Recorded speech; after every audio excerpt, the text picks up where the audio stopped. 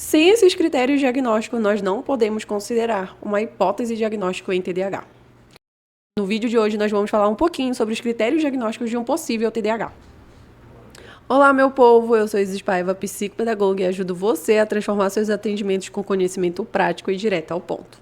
Transtorno de déficit de atenção. Hoje a gente fala muito sobre esse tema, mas antigamente não se falava.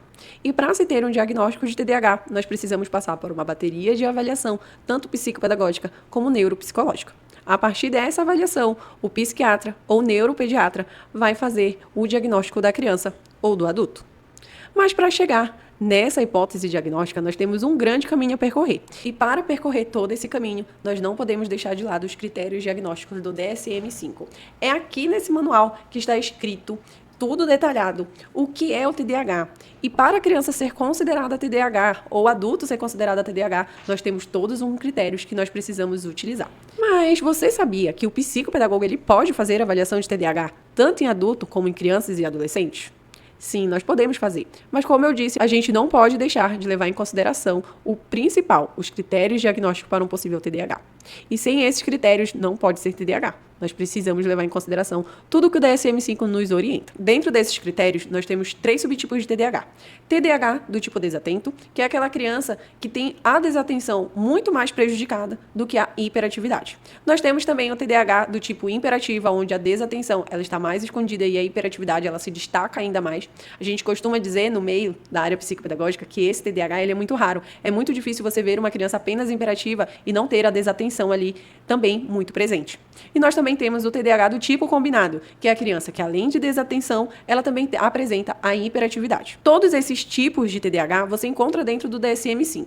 Na avaliação do adulto, o critério mais importante que a gente precisa levar em consideração é esses sinais, esses prejuízos que esse adulto vem apresentando hoje. Ele estava apresentando na infância também. O DSM-5 traz pra gente que esses sinais, essas características de um possível TDAH, eles precisam estar presentes na vida dessa pessoa antes mesmo dos 12 anos de idade, ou até os 12 anos de idade.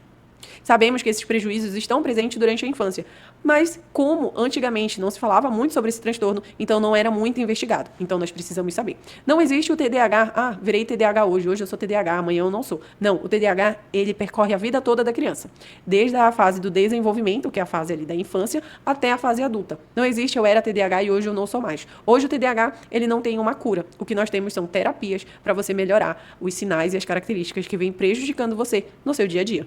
E nessa avaliação de TDAH, para me auxiliar nesse processo e entender quais são realmente os critérios e o que eu preciso seguir, eu elaborei um checklist onde me ajuda e me orienta no momento da escrita do relatório. E me orienta também no processo de avaliação. Ali pela 4ª sessão, 5ª sessão, eu pego o checklist, faço o checklist de quais sinais e sintomas essa criança já me apresentou e quais sinais ela ainda não me apresentou.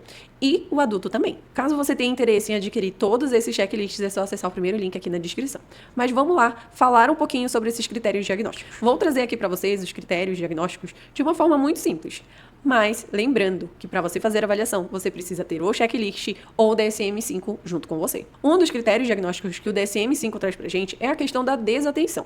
E dentro do DSM-5, ele traz 9 sintomas para a desatenção. Então, dentro do DSM-5, você precisa perceber se essa criança não presta atenção a detalhes, então ela é muito desatenta, ela não observa pequenos detalhes em uma cena ou no seu dia a dia. Ela tem dificuldade de manter a atenção nas tarefas, nos jogos. Ela não consegue seguir instruções e não concluir as tarefas, então as tarefas são sempre pela metade, né? Ela evita ou não gosta de atividades que exigem muito esforço mental. Esses são alguns sinais e sintomas da desatenção. O DSM-5 traz pra gente alguns sinais que a criança, jovem, adolescente ou adulto, precisa apresentar também sobre a hiperatividade e a impulsividade. São 6 sintomas, e esses sintomas precisam persistir durante 6 meses. Então, esses sintomas precisam estar presentes dentro de 6 meses e na fase ali dos 17, 12 anos de idade também. Sobre a hiperatividade, ele traz essa criança, ela remexe muito os pés, ela se mexe muito, ela parece que tem um motor ligado nela. Né? Então, esse é um sinal da hiperatividade. Essa criança ela é incapaz de brincar de forma silenciosa e de forma parada para realizar essa brincadeira. Essa criança fala excessivamente, é aquela famosa criança que muito é taxada como uma criança tagarela. Fala muito, fala pelos cotovelos. Ela tem dificuldade em esperar a vez. Então, quando você está ali no momento de uma brincadeira, ela fica agoniada, já é minha vez, já é minha vez, já é minha vez. Então, isso é uma característica de uma criança impulsiva e hiperativa. Crianças com sinais de TDAH do tipo hiperativo é uma criança que interrompe os adultos, anda em meio a uma conversa dos adultos e acaba se intrometendo em conversas que não se diz a respeito. Mas um dos sintomas mais importantes do TDAH é a presença antes dos 12 anos de idade. Então, sim, para ser TDAH, você precisa nascer com TDAH e não desenvolver o TDAH. E eu gostaria de desmentir o mito que anda pela internet. Telas causam TDAH? Não. TDAH hoje se sabe que ele é genético. Então, sim, você nasce com TDAH. Você não desenvolve TDAH porque teve uso excessivo de telas. Então, crianças que são expostas a telas, sim, apresentam comportamentos parecidos com TDAH. Mas isso é um assunto para um outro vídeo. Hoje, nós estamos falando de TDAH. Criança nasce com TDAH e não desenvolve TDAH. Os sintomas do TDAH precisam estar presentes em pelo menos 2 ambientes. Não existe a criança que é TDAH só na escola. Não existe a criança que é só TDAH em casa. A criança precisa ter e apresentar essas características na escola, em casa e com você, na clínica, no momento que você está fazendo a sua avaliação. E tudo isso que eu falei, e muito mais, porque aqui eu trouxe um corte, eu trouxe um resumo do checklist junto com o DSM-5, ele precisa ter um impacto significativo nessa criança. Você sabia que crianças menores de 7 anos não deveriam receber o diagnóstico de TDAH? Pois é, muitas crianças vêm recebendo diagnóstico muito precoce, antes dos 7 anos de idade, por conta de excessos de tela. E aí a gente precisa ter muito cuidado no momento da nossa avaliação. Um dos medicamentos para TDAH é o Ritalina. E se você pegar a bula do Ritalina, lá vai estar dizendo que é recomendado para crianças acima de 6 anos. Por que o diagnóstico de crianças com TDAH só pode ocorrer acima dos 6 anos? Porque é ali naquele momento que ela vai ser inserida na alfabetização. É ali que os sinais e as características do TDAH, elas vão se aflorar. É onde elas vão aparecer. Por isso que nós precisamos ter muito cuidado e muita cautela no momento da avaliação do TDAH. Outro critério diagnóstico também muito importante que está dentro do DSM-5 é essas características, esses sinais, esses prejuízos, eles não podem ser bem explicados por outro transtorno. Ou seja, aquele adulto muitas vezes não tem um TDAH, o que ele tem é uma ansiedade.